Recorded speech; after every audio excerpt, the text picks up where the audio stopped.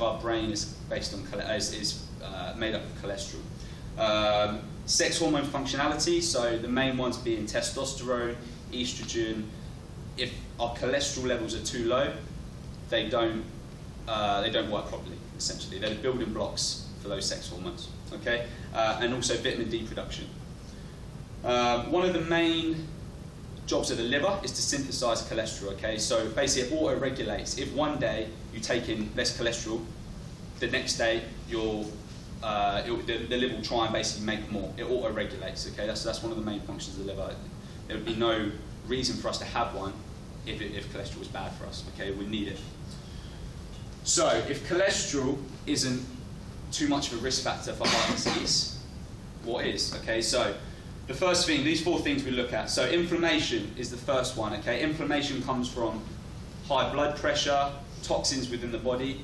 If they infiltrate the artery wall, basically the body will send plaque and other things to block up the sites, and that is what will create the blockages.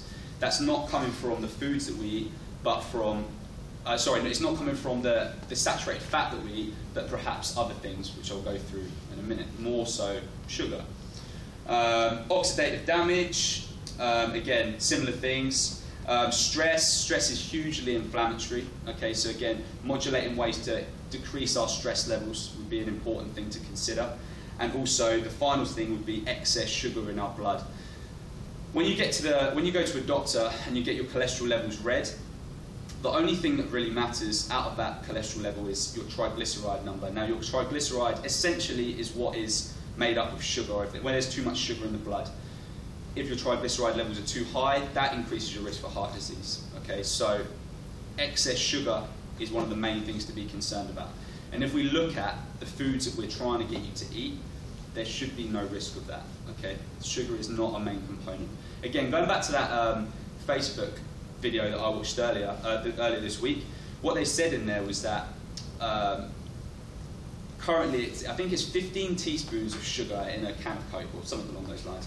Now, back in Paleolithic or our ancestral times, you'd have had to have eaten, well actually, let's have a guess. Cane sugar is obviously where sugar derives from. Any idea how many feet you need to eat before you create the same amount as in 1 can of Coke? 200. Okay, you're not quite 200. That's a lot. It's 8.5 foot of sugar cane would go into 1 can of Coke. So I'm 6 foot, so a little bit longer than that, you know? So that's where the problem really has come from, is that companies have taken something that was once naturally occurring in sugar cane, and condensed it for profit to create cheaper raw materials, and that is where our problems are coming from. The amounts of natural products in an unnatural amount. Okay, so just while we're talking about sugar, yes. Can we eat like raw sugar canes then? Like I've been to a sugar cane factory, like in the tropical places, and it's quite nice. Yeah, I'm doing the hand movements. It helps me talk. So can you have that type of sugar as opposed to not really having kind of the mass? Go eat sugar cane, like. Well, no, but you can put it through like a little press and get the actual juice from it. It tastes quite different to.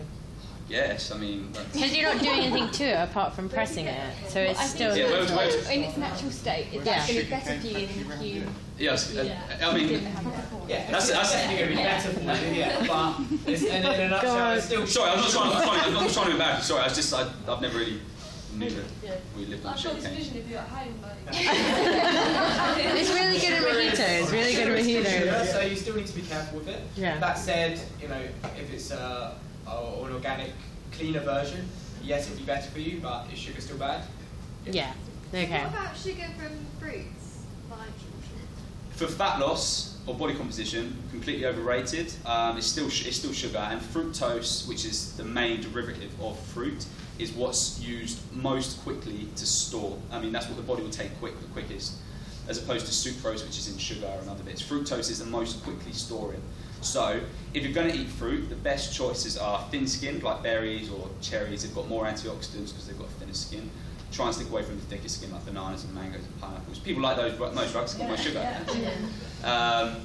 And we're not trying to say, and all this stuff is very person dependent. Like, I don't eat any fruit, but only because I don't really like it, whereas you eat a lot of fruit, right? But it's just down to personal preference, and also, if you're trying to lose fat and try and do it quickly, then sugar and fruit is not going to be a good option.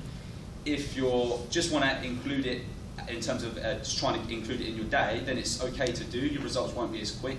And if you put it to like after your workout or later in the day, and have it with like a handful of nuts as opposed to just on its own, which will bluntly affect the sugar, it'd be a much better option. That would be the case for that. But going back to the cane sugar, I don't know, let me look up on that. Sorry. I'm not sure, I'll get you an exact dosage you're allowed. Okay. Okay, so going back to what we discussed. Again, just trying to highlight the factors before on perhaps why cholesterol level as a number doesn't really impact your risk of heart disease that much. Okay, so what can we do to help?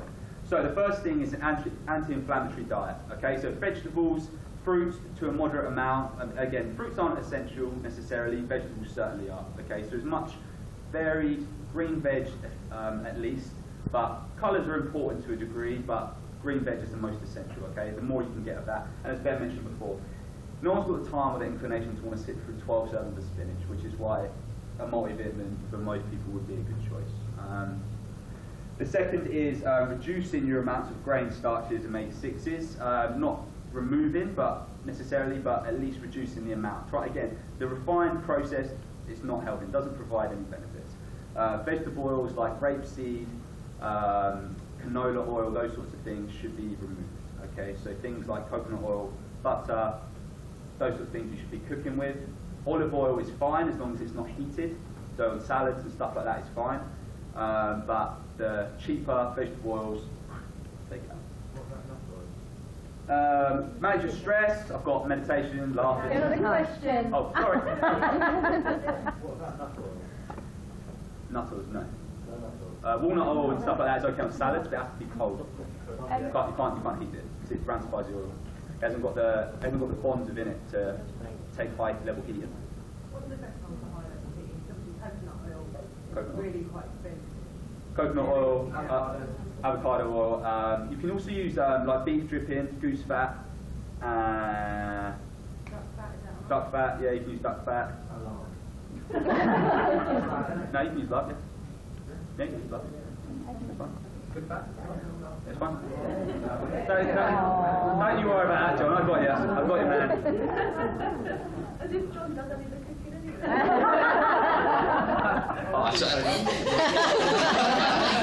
I didn't say it. It's on that sign.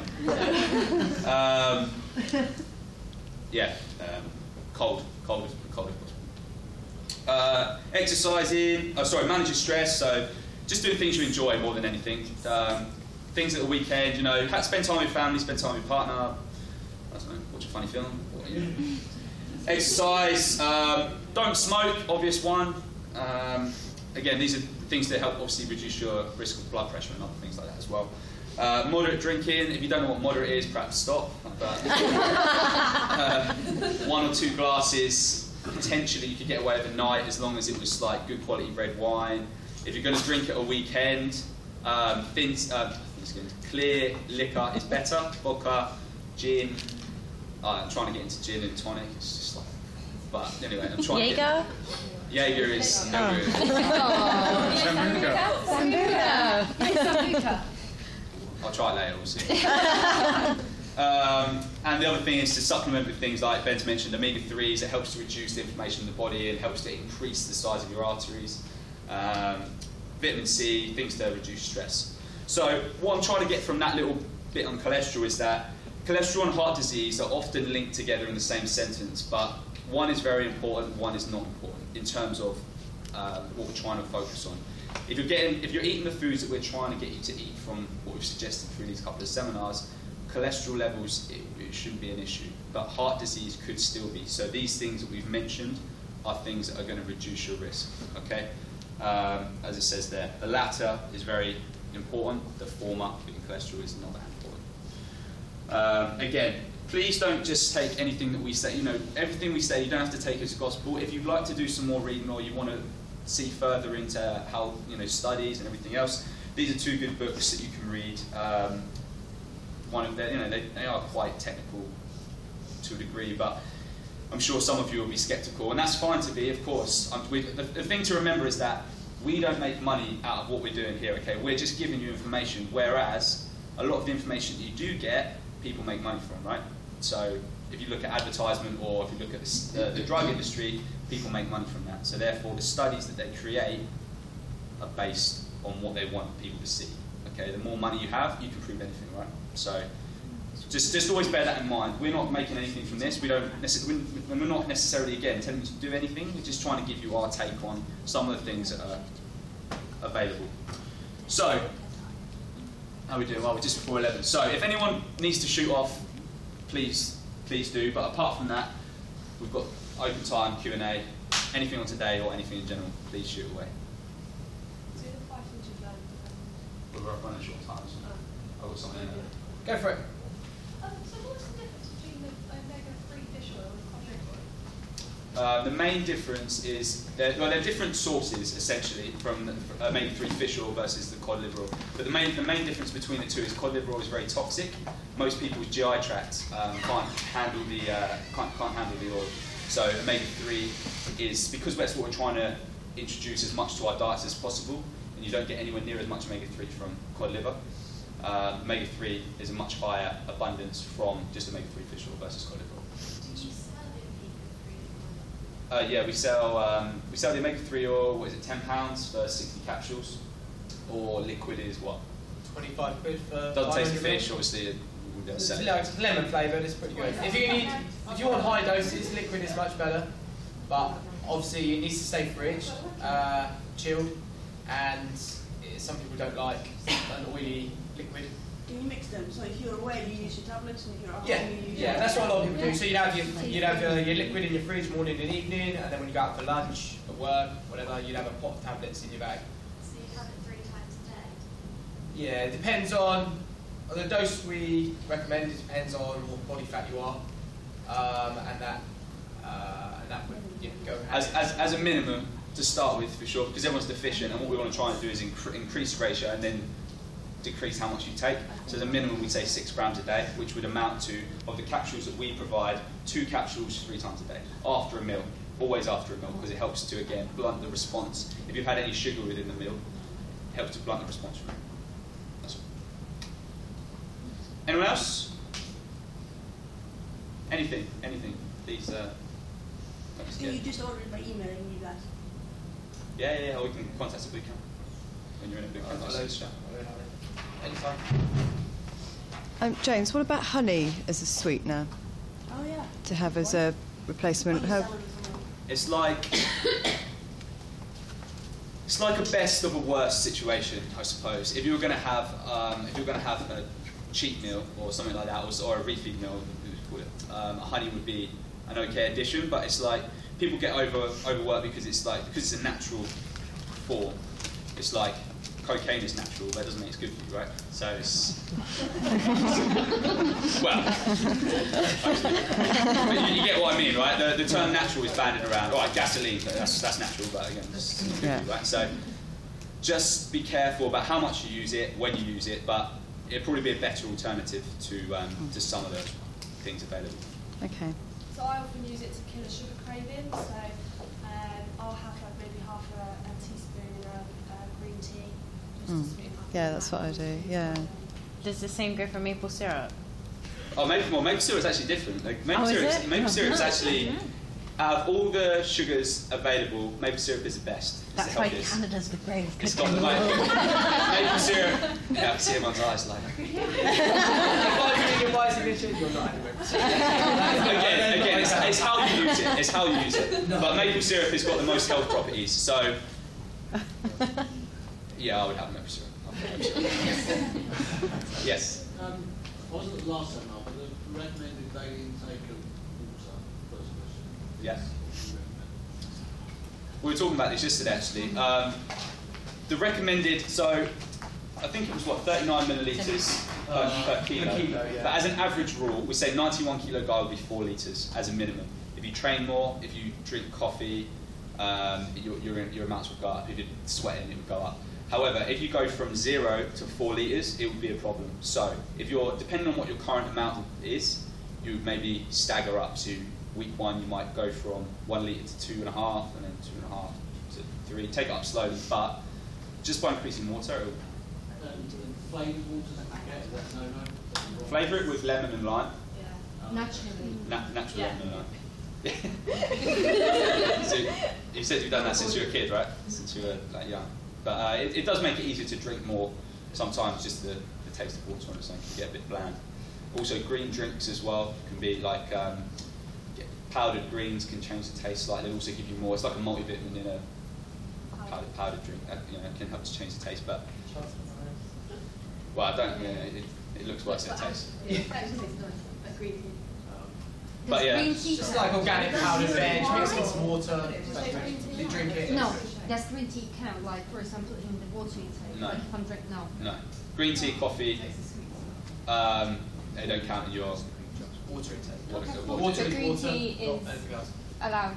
Green. You can drink that. Well, Even anything's if- allowed. We're not. No, like, we're no, not allowed. but like, you know, if you put milk in your coffee, for instance, for me, I react badly to milk, so then that would affect my body fat. But if I drink green tea, that's better for me. Yeah, green tea. Green tea's a great choice. Yeah, green tea's a great choice for sure.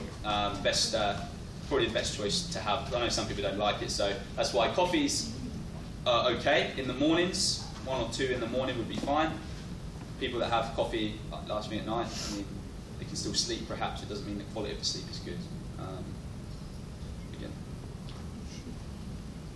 more? Anyone? If you've got any questions and you'd rather ask them separately, then just contact one of us or grab one of us in the boot camp. Yeah, feel free anytime. Ping us an email or call us after boot camp or anytime we're around. If you get questions, and we can answer them. It's not a question, but can you do a section on like snacks and stuff?